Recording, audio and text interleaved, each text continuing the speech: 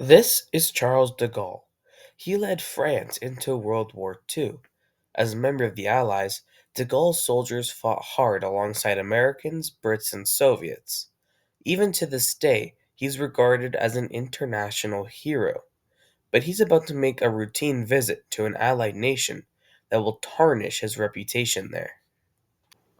It's the height of the Cold War, the mid 60s, and the Americans and their allies are doing anything they can to not look weak in the face of the Soviets, who are trying to do the exact same thing. Enter Georges Vanier. In the grand scheme of the Cold War, he's not important at all. He had served as the Queen's representative in Canada, the Governor General of Canada, since 1959, until one day, Vanier was attempting Mass, and after hearing the Holy Sacrifice, he dies.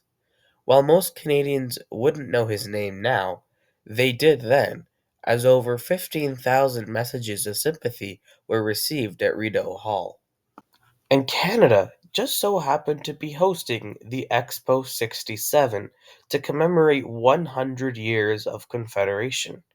It was to be held in Montreal, the largest city of the province of Quebec. While Canada is a majority English speaking country, Quebec is majority French speaking, leading to a large number of separatist movements in the province. As usual, the President of France, the head of state, was to attend.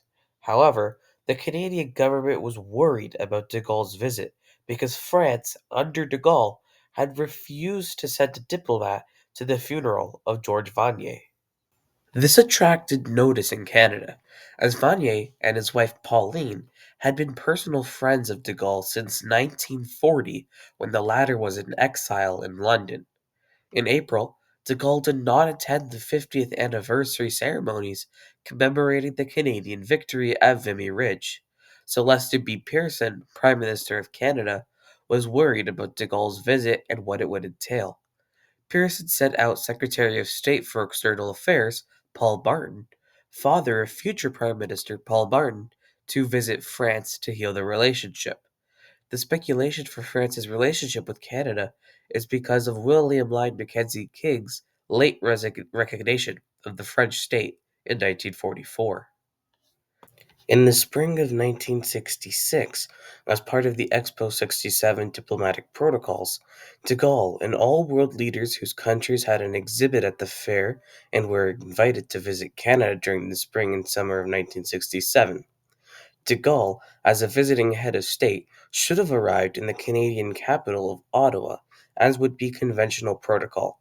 Instead, he took the time to sail to the French islands of Saint Pierre and Miquelon with the French Navy's Mediterranean flagship, the cruiser Colbert, so that he could arrive in Quebec City, the capital city of the province of Quebec.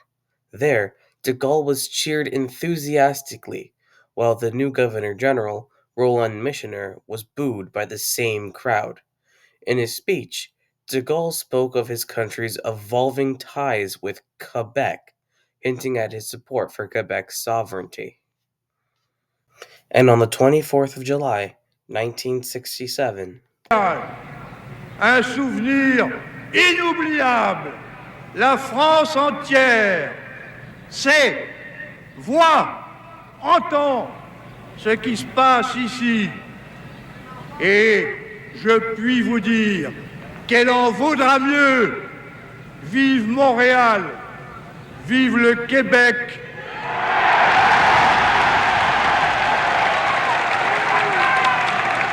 Vive le Québec libre!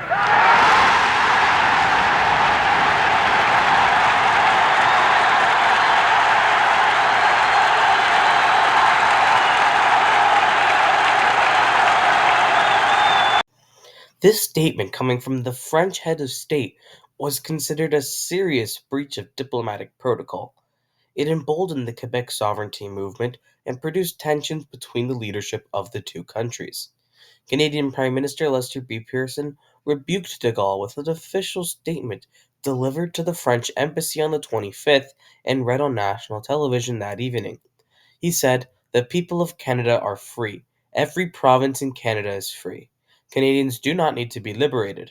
Indeed, many thousands of Canadians gave their lives in two world wars in the liberation of France and other European countries. A media and diplomatic uproar ensued thereafter, which resulted in de Gaulle cutting short his visit to Canada.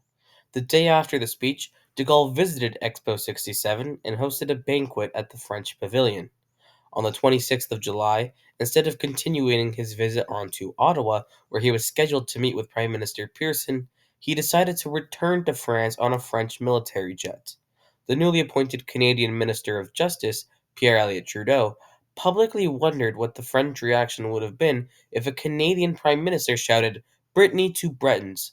From then on, de Gaulle remained unimpressed by Trudeau, saying, "We do not have any concession nor any amiability to make with Mr. Trudeau." De Gaulle was also heavily criticized by a large part of the French media for his breach of international protocol. The French president's trip and speech triggered an unprecedented Franco Canadian crisis. The federal Canadian government accused the French president of interfering in its internal affairs. Relations between the two countries would not improve until after de Gaulle's resignation in 1969. In February of 1969, de Gaulle visited Brittany, during which, in Quimper, he declaimed a stanza of a poem written by his uncle in the Breton language, expressing devotion to Breton culture. The speech followed a series of crackdowns on Bret nationalism, and de Gaulle had been accused of double standards, for on the one hand, demanding a free Quebec, while on the other, oppressing the liberation movement in Brittany. During this Quimper speech, he responded to this accusation by telling his listeners that Brittany was free and had been freed by Bretons and other French forces during the liberation. So even to this day, Charles de Gaulle is a less than beloved character in Anglo Canada, because in Quebec, where the Quebec Nationals love him. Quebec then held two independence referendums in the 90s, both narrowly failing. Vive Montréal, vive le Québec,